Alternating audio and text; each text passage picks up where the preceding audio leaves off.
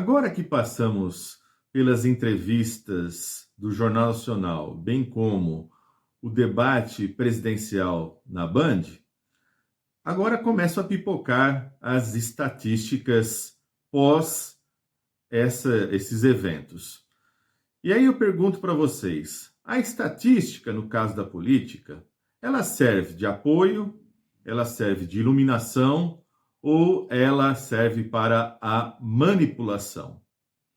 Muito bem, para responder isso, eu vou até utilizar aqui um velho ditado sobre a estatística que diz o seguinte: a estatística é a arte de torturar os números até que eles confessem. Diante disso, podemos dizer aí que a estatística, ela serve para esses três propósitos. Pode servir para um, para outro, ou os três ao mesmo tempo. E vejam, há uma diferença muito grande, por exemplo, entre algo se intitular de debate e ser debate de ideias propriamente dito. Vide aí o que a gente viu nesse primeiro debate realizado pela Band, que foi um show de horrores. Na verdade, quando se fala em debate, nós não temos um debate, porque até pelo jeito que é moldado os debates de primeiro turno, que no passado participavam todos os candidatos, por isso que o tempo de fala era minúsculo, eram ataques, microfone aberto, né? Um show, um verdadeiro barraco. E é bom lembrar que muita gente que vai assistir esses debates quer mesmo ver isso, né? Quer mesmo ver o circo pegar fogo.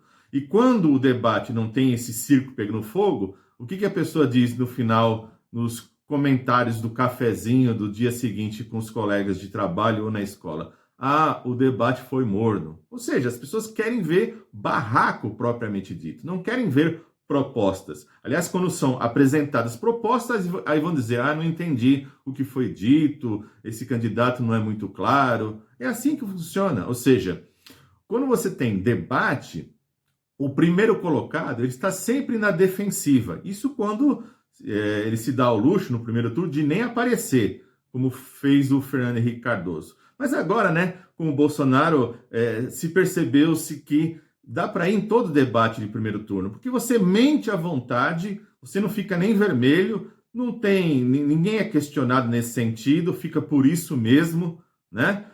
Enquanto o outro candidato está falando, você pode xingar e a sua fala não é cortada, porque o microfone está fechado, mas você está xingando de longe e, obviamente, o mediador não medeia nada e fica tudo isso por isso mesmo, né? Então, essa é a nova modalidade de participação do debate político do primeiro colocado que ensinou o Bolsonaro. Ou seja, pode ir, porque você pode falar o que bem entende e fica por isso mesmo, né? Então, o primeiro colocado, ele fica na defensiva, os demais ficam na ofensiva porque querem subir nas estatísticas. Aquele que já governou fica exaltando o seu governo, aquele que nunca governou fica propondo coisas absurdas, como a dona Soraya nesse último debate aí, né, que dizia, não, vou acabar com os 11 tributos e vou criar um só. Pois é, se fosse tão fácil, por que nunca ninguém fez, né? Ela tem a solução mágica, né? Aliás, é a magia, né?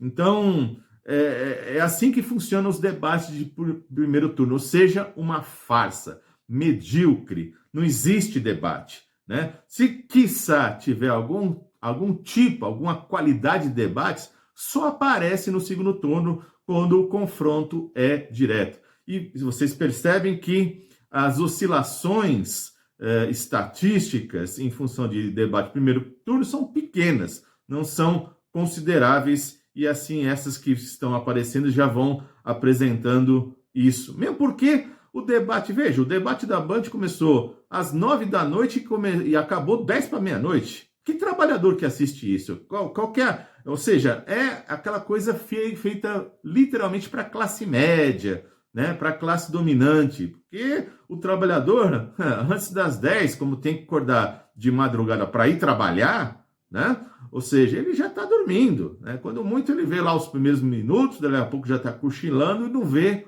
mais nada. Se você quer realmente saber de propostas, não é em debate de primeiro turno. São sim as entrevistas, né? Aliás, muito mais do que a entrevista do Jornal Nacional, quando você teve lá a entrevista do Lula, que é o candidato em primeiríssimo lugar e vai para o segundo turno, né? Você quer saber o que ele propõe, de fato? Né? Você olha lá na entrevista do UOL, uma longa entrevista de 1 hora e meia, onde ali ele é sabatinado e colocado ali para ele o que ele vai fazer, ele vai dizendo, né? Inclusive eu aqui até fiz uma análise sobre tudo isso, né? Num vídeo que depois aí vocês podem, para quem não viu ainda, pode conferir. Horas, então, se você quer saber, portanto, do que realmente interessa, né? Não é em debate em si, nas entrevistas. E no caso das entrevistas do Jornal Nacional, o que foi falado ali depois, né? Que o vencedor foi o Lula.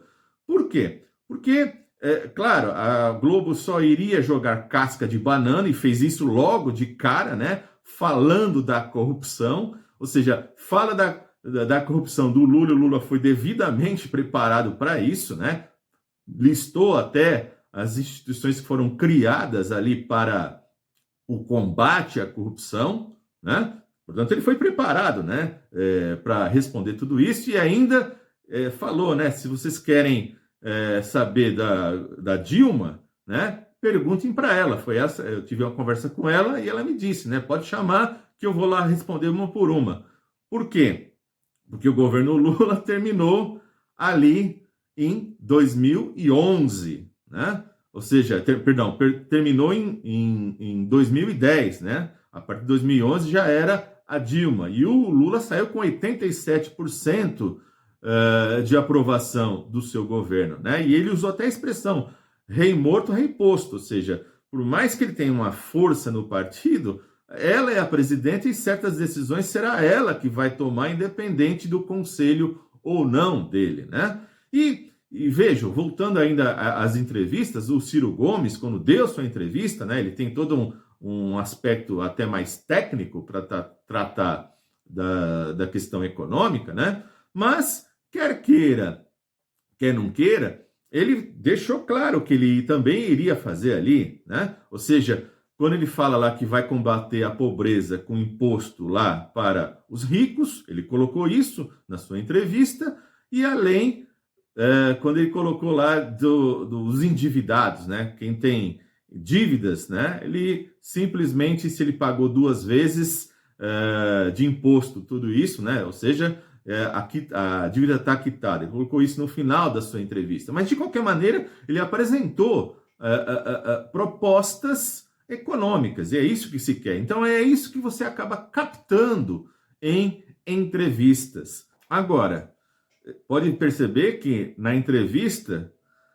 o Bolsonaro ficou extremamente assim desconfortável até chegar à questão econômica, porque na questão econômica a Globo e o Bolsonaro são parceiros neoliberais, ou seja, tanto é que o Bonner vai fazer a pergunta e já coloca lá a guerra e bem como a Covid que atrapalharam o seu governo. Ou seja, já começa salvando o próprio governo Bolsonaro e indiretamente dizendo que ele está no caminho certo. Pô, é absurdo, né? Absurdo para nós, porque para eles tem total coerência. E eu já mostrei aqui que a guerra não tem a ver diretamente com os preços praticados pelo governo Bolsonaro. Fiz até um vídeo explicando isso economicamente, se vocês quiserem ver depois, confiram aí, né? E quanto a Covid, nem se fala.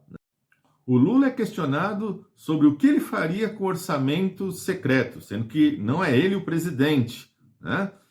E quando chega com o Bolsonaro, não é perguntado para o Bolsonaro, que é o atual presidente, o porquê do orçamento secreto e a situação do orçamento secreto, o que ele pretende fazer para acabar com isso. Não, então o Jornal Nacional não vai perguntar isso, ou seja, é a identidade classista, a identidade ideológica que você tem aí, nesse sentido das ideias em termos econômicos. Agora você tem aí debate como se fosse jogo de futebol, né? Ou seja, quem é o vencedor? Vencedor do quê?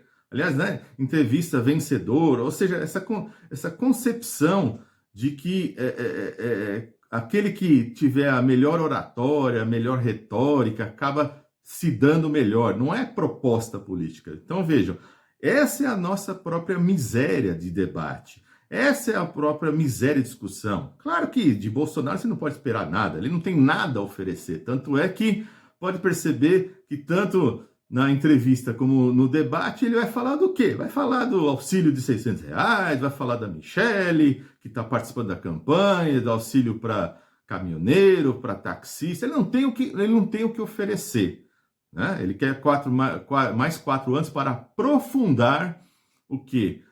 O seu ultraliberalismo, né? Ou seja, só essa, tirar cada vez, desregular cada vez mais esse país nas questões mais gerais para prevalecer as milícias, o narcotráfico, o garimpo, né? Tanto é que agora ele recentemente aprovou uma lei onde se pode construir aí pistas de pouso sem autorização da ANAC, né? Ou seja, os traficantes e o garimpo ilegal vão adorar esse tipo de ação por parte do governo. Mostra bem o que é, né?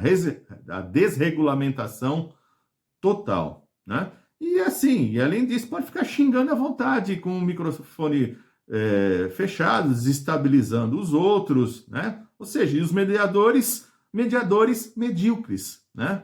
E porque, obviamente, tem de alguma maneira, tem seu rabinho preso, né? Então, simplesmente não atuam, não tem coragem, não tem culhão, né? Aliás, não tem nem dimensão humana para fazer isso, né? Aliás, uma coisa que tem que ser colocada, né? A Vera Magalhães, que recebeu aquela resposta misógina do Bolsonaro, que inclusive ajudou a própria Simone Tebet a se dar bem no debate, né? É bom lembrar que a Vera Magalhães é uma articulista de longa data do Estadão, sabe? Direita brava, sempre foi, ultraliberal também, sabe?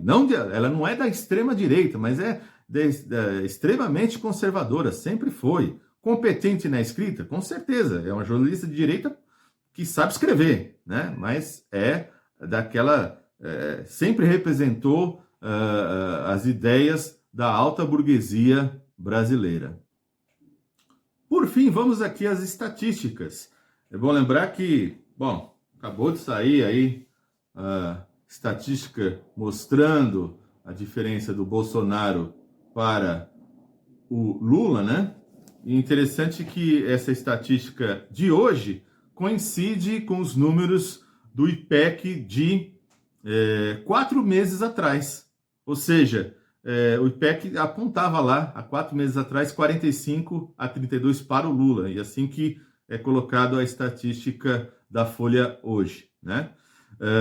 Sempre vai ser uma grande guerra estatística entre esses institutos, né? E sem contar a verdadeira manipulação, né? Porque, por exemplo, o Estadão, ele pega dados, né, para fazer a sua estatística, ele pega dados de outros 14 institutos e faz aí uma média, né?